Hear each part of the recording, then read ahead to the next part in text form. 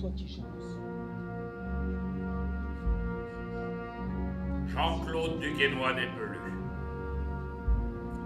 Son départ prématuré crée un vide immense, et c'est avec beaucoup de tristesse et de compassion que nous présentons nos plus sincères condoléances à toute sa famille. Mesdames et messieurs, le bar est ouvert.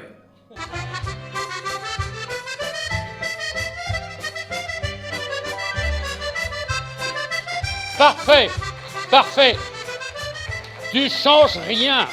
Parfait. Le jour de ma mort, t'envoie la même chose. Génial. Mourir sur scène, comme Molière. Mon rêve. Il y en a qui disent que ça va pas traîner. Je le sais. Quand vous m'avez vu arriver en traînant la patte, vous êtes vite aperçu que j'étais plus loin du berceau que du Père-Lachaise, et l'organisateur aussi. Comme accessoire de scène, j'ai demandé un fauteuil. Vous voyez ce qu'il m'a mis? Un fauteuil roulant. Avant, j'étais un jeune amateur dynamique. Aujourd'hui, je suis un vieux pro statique. Un demi-siècle que je fais ce métier. Quand j'ai débuté, j'étais jeune, beau, dynamique et j'avais devant moi un public potentiel de plusieurs millions de spectateurs. Je bossais comme un malade, mais je n'arrivais pas à vivre de ce métier. Car il est une chose à savoir, l'humoriste, c'est le contraire de la prostituée. Plus il est jeune, moins il est cher. Première difficulté, choisir son univers. Moi, j'étais issu de l'éducation nationale, je me suis dit, je vais raconter des blagounettes sur le métier, quelle différence entre un instituteur et un pédophile, il y en a un qui aime bien les enfants. J'ai senti immédiatement auprès de mes collègues une certaine forme de rejet, mais que faire d'autre quand votre seul univers se résume aux blagues de Toto et aux chansons enfantines? Je me suis dit, tiens, je vais écrire des chansons enfantines, des chansons comme on en écrivait à l'époque, des chansons pour enfants horribles. J'ai écrit la chanson des 6 couleurs. Bleu comme le ciel, jaune comme le soleil, noir comme le charbon, rouge comme ton cœur, marron comme le marron, et violet comme ta petite sœur. Bon. J'ai senti non seulement le rejet de mes collègues enseignants, mais aussi de l'inspection académique, des parents d'élèves, mais que faire d'autre?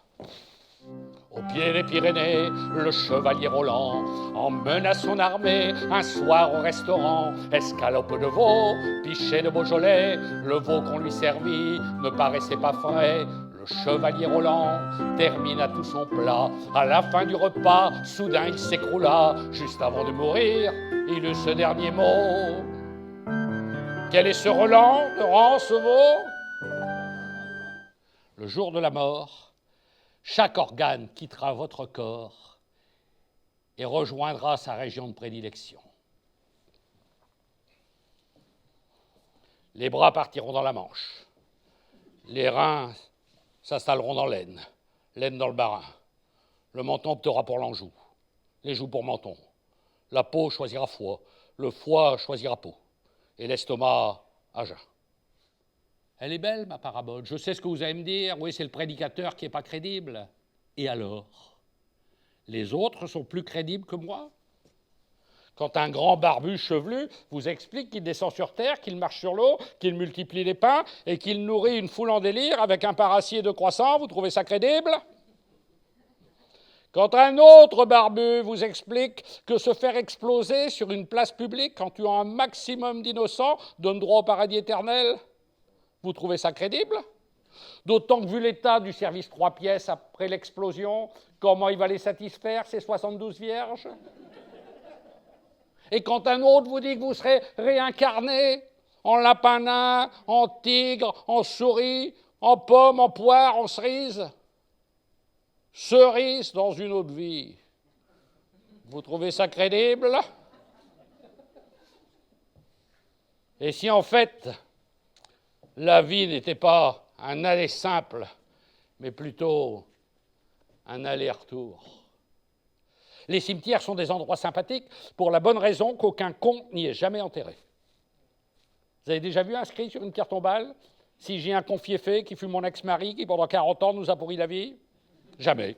Jamais. Les morts sont toujours des braves types. Il n'y a pas longtemps, je suis allé à l'enterrement de ma belle-mère. Quand j'ai entendu le curé expliquer que c'était une femme généreuse, sympathique, ouverte sur le monde, j'ai dû courir jusqu'à l'autre bout de l'église, ouvrir le cercueil pour vérifier qu'il ne s'était pas trompé de corps.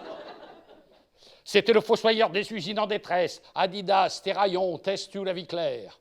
Il a passé sa vie à monter des affaires. Mais c'est la première fois qu'il a rempli la caisse.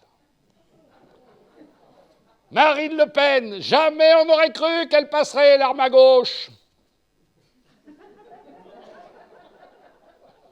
Eva Joly, passant, ne pleurez pas la mort d'Eva Joly. Le corps est éphémère, la pensée est vivante. Sa mort ne signe pas celle de l'écologie. Car pour une Eva morte, combien d'Eva naissantes? François Bayrou, on peut enfin vous dire où est François Bayrou, ni à gauche, ni à droite, en face de vous, dans le trou. Elle est bien loin ma jeunesse, la fougue de mes 20 ans, la vigueur, la robustesse, mes ardeurs d'adolescent. Quand arrive l'heure de la quille, quand vous approchez du bout, quand la santé part en vrille, quand vous avez mal partout, vous entrez dans la famille des Tamalous. Plus question de se reposer, j'ai des grosses journées, je dois me soigner. Soigner l'hypoglycémie, les crises d'insomnie, l'emphysème pulmonaire, corriger la myopie, stopper la calvitie et les fuites urinaires, soigner la pancréatite, la rhinopharyngite, les crises d'urémie, mon alcoolisme chronique, ma rhinite allergique, faire ma coloscopie. 2-3 cachets de Valium, un sachet d'Imodium, une dose de Préviscan, un petit coup de neuroleptique, une tisane diurétique, je suis comme à 20 ans. À mon âge, on ne se plaint plus. Si j'avais eu le temps, j'aurais pu aussi vous parler de tout ce qui va bien, mais avant, faut que j'aille à la pharmacie. Si un jour je dois quitter cette terre, je ne serai pas forcément déçu. Je les aurais tous connus. Vincent Auriol, René Coty, Charles de Gaulle, Georges Pompidou, Valéry Giscard d'Estaing, François Mitterrand. Le PC pour les nuls.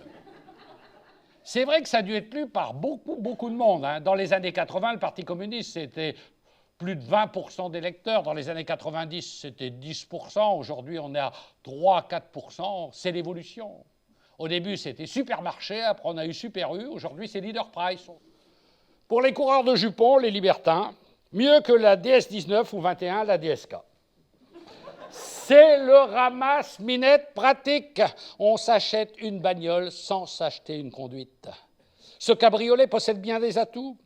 En plus d'un levier de vitesse en forme de phallus, il possède une capote d'origine britannique. Grâce à cet instrument simple, étanche et pratique, il peut par tous les temps sortir couvert. C'est le modèle rêvé pour le pervers pépère. Le chef du plus petit État du Vatican a mis sur le marché un modèle étonnant. Le renouveau de la technologie automobile, la voiture de François. C'est la Papamobile. Elle marche du feu de Dieu. Elle n'a pas de moteur. Un pape dessus, 16 soupapes à l'extérieur. La seule chose dont rêvent tous nos compatriotes, que le char de l'État est enfin un pilote qui garde tous ses points, un pilote d'exception capable de les sortir de toute situation, un pilote qu'on adore, une idole, un mentor, celui qui par gros temps vous ramènera au port, et pour cela, qu'importe la taille de l'auto, la seule chose que l'on craigne, qu'il nous mène en bateau.